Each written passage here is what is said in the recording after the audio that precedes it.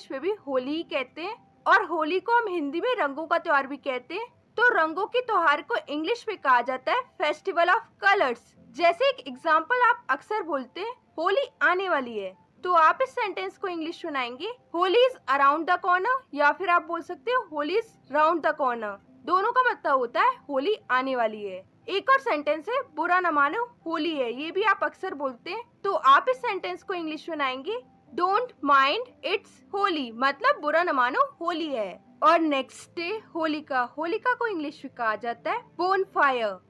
Bonfire मतलब होलिका, और होलिका जलाने के लिए इंग्लिश वर्ड है लाइट, इसका मतलब होता है जलाना। जैसे इसका एग्जाम्पल है चलो होलिका जलाते हैं, तो आप इसे इंग्लिश सुनाएंगे लेट्स लाइट द बोनफायर, मतलब चलो होलिका जलाते हैं। और होलिका के चारों ओर परिक्रमा लगाई जाती है। वैसे परिक्रमा लगाने को इंग्लिश में कहा जाता है रिवॉल्व, मतलब परिक्रमा लगाना। जैसे इसका एग्जाम्पल है होलिका के चारों ओर परिक्रमा लगाओ, तो आप इसे इंग्लिश सुनाएंगे revolve around the bonfire. Revolve around the bonfire मतलब होलिका के चारों ओर चक्कर लगाओ या परिक्रमा लगाओ। और नेक्स्ट डे होली खेलना, होली खेलना को इंग्लिश में कहा जाता है प्ले होली।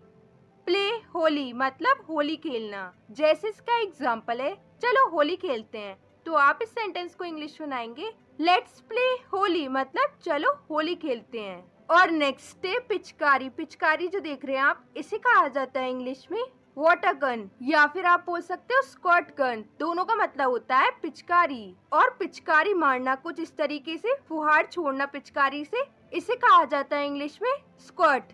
स्क्वाट मतलब पिचकारी से फुहार छोड़ना। जैसे इसका एग्जाम्पल है मुझ पर पिचकारी मत मारो या मुझ पर पिचकारी से फुहार मत छोड़ो, तो आप इसे इंग्लिश सुनाएंगे don't squat at me. Don't squat at me मतलब मुझ पर पिचकारी मत मारो या मुझ पर पिचकारी से फुहार मत छोड़ो। और नेक्स्ट डे पिचकारी भरना पानी से, तो पिचकारी भरने के लिए इंग्लिश वर्ड है फिल, मतलब भरना पिचकारी को। जैसे फॉर एग्जाम्पल जल्दी पिचकारी भरो, तो आप इसे इंग्लिश सुनाएंगे fill the water gun fast, मतलब पिचकारी जल्दी भरो। और नेक्स्ट डे गुलाल, गुलाल को इंग्लिश में कहा जाता है कलर्ड पाउडर। कलर्ड पाउडर मतलब गुलाल। और कच्चा रंग, कच्चा रंग को इंग्लिश में बोला जाता है सॉफ्ट कलर। सॉफ्ट कलर मतलब कच्चा रंग। और पक्का रंग को इंग्लिश में कहा जाता है फास्ट कलर, या फिर आप बोल सकते हो स्ट्रॉन्ग कलर, या फिर आप बोल सकते हो सॉलिड कलर। तीनों ही नाम से इसे जाना जाता है। और नेक्स्ट डे पानी के गुब्बारे, पानी के गुब्बारे जो देख रहे हैं आप, इसे कहा जाता है इंग्लिश में वाटर बलून्स, या फिर आप बोल सकते हो वाटर बॉम्ब्स। दोनों का मतलब होता है पानी के गुब्बारे। और नेक्स्ट डे कंडा, कंडा या उपला, जिसका होलिका दहन में आपने देखा ही होगा यूज होता है, वैसे से इंग्लिश में कहा जाता है cow dung cake. Cow dung cake मतलब उपला या कंडा। और मुझे कमेंट सेक्शन में आप जरूर बताइएगा कंडा बोलते हैं आप या उपला बोलते हैं। और नेक्स्ट डे राख, राख जो हो जाती है होलिका दहन के बाद, वैसे राख को इंग्लिश में कहा जाता है ऐश। ऐश मतलब राख। और नेक्स्ट डे भिगो देना, भिगो देना या भिगोना पानी से, इसे कहा जाता है इंग्लिश में ड्रेंच, मतलब भिगोना या भिगो देना। जैसे इसका एग्जाम्पल है मैं उसे कल भिगो दूंगा, तो आप इसे इंग्लिश सुनाएंगे I will drench him tomorrow, मतलब मैं उसे कल भिगो दूंगा। और नेक्स्ट डे रंग लगाना, किसी को रंग लगाना, वैसे रंग लगाना को इंग्लिश में कहा जाता है अप्लाई कलर। अप्लाई कलर मतलब रंग लगाना। जैसे इसका एग्जाम्पल है पक्का रंग मत लगाना, तो आप इस सेंटेंस को इंग्लिश सुनाएंगे डोंट अप्लाई फास्ट कलर, मतलब पक्का रंग मत लगाना। और नेक्स्ट डे घिसे हुए पुराने कपड़े, घिसे हुए पुराने कपड़े पहनते हैं हम होली पे, वैसे इसे इंग्लिश में बोला जाता है worn आउट क्लोथ्स, मतलब घिसे हुए पुराने कपड़े। और नेक्स्ट डे भांग, भांग को इंग्लिश में कहा जाता है hemp.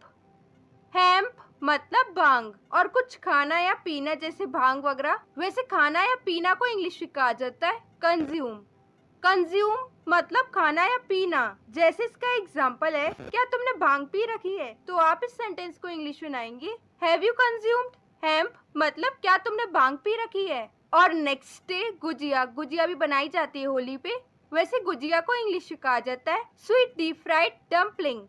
Sweet deep fried dumpling मतलब गुजिया। और नेक्स्ट डे मठरी, मठरी जो देख रहे हैं आप, ये भी बनाई जाती है, वैसे मठरी को इंग्लिश में कहा जाता है फ्लैकी बिस्किट, मतलब मठरी। और नेक्स्ट डे मालपुआ, मालपुआ को इंग्लिश में कहा जाता है पैनकेक। पैनकेक मतलब मालपुआ। और नेक्स्ट है चावल की खीर। चावल की खीर को इंग्लिश में कहा जाता है राइस पुडिंग मतलब चावल की खीर। And the last one is साबूदाने की खीर। साबूदाने की खीर को इंग्लिश में कहा जाता है सैगो पुडिंग मतलब